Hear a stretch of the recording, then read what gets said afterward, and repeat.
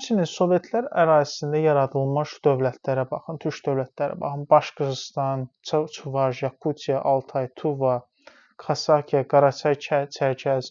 Bunlar 8 dövlətdir. Burada 8 dövlət var ki, Tatarstan da bura əlavədir.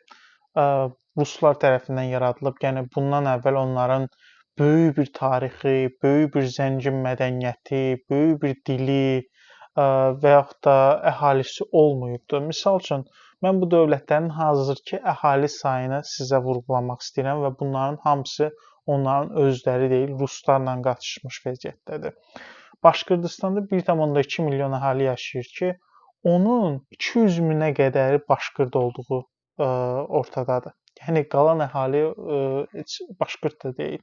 Ruslardır çoxluq olaraq. Çuvaşda 1,1 milyon əhali yaşayır. Yəni 1 milyon 100 min əhali yaşayır. Onun böyük bir hissəsi də yenə Çuvaş deyil. Yakutiyada 1 milyon əhali yaşayır. Eyni qayda əhalinin yarısı Yakutiya ilə əlaqəsi yoxdur. Ümumiyyətlə Yakutiya terminini, bu əhali necə orada çıxdı bilinmir. Yəni belə bir tarixdə güclü bir cəryanmı, əhali axını olmayıbdı. Tuvada 336 min əhali var və bunun bəlkə də 30 mini Tuvalıdır. Yəni təsəvvür edin, 30 minlik bir xalqa dövlət qurublar.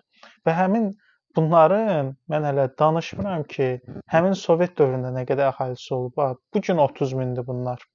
Yəni əhalinin ümumi sayı 336 mindir, amma 30 mini Tuvalıdır. Təsəvvür edin, bunlar Sovet dövründə orada real olaraq Tuvalıların sayı 3-4 min adam olubdu. Yəni orada Tuvalı deyə bir şey olmayıbdı.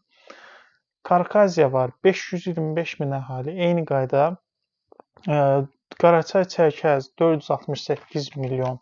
Qaraçay, Çərkəzlərdə bir qədər Qaraçay və Çərkəzlərin özünün yəni bu yerli əhalinin çoxluğu var, amma yenə də bu çox aşağı rəqəmlərdir. 468 min nəfər. İndi sizə belə bir sual verə bilərəm. Yəni bu respublikaların heç birinin dövlətçiliyi tarixi olmayıb, heç birinin geniş bir mədəni cəryanı olmayıb, dili olmayıb. İndi də belədirlər, yəni ortada bir şey yoxdur. Bəs nəyə görə Rusiya bunlar üçün bir şey yaradır?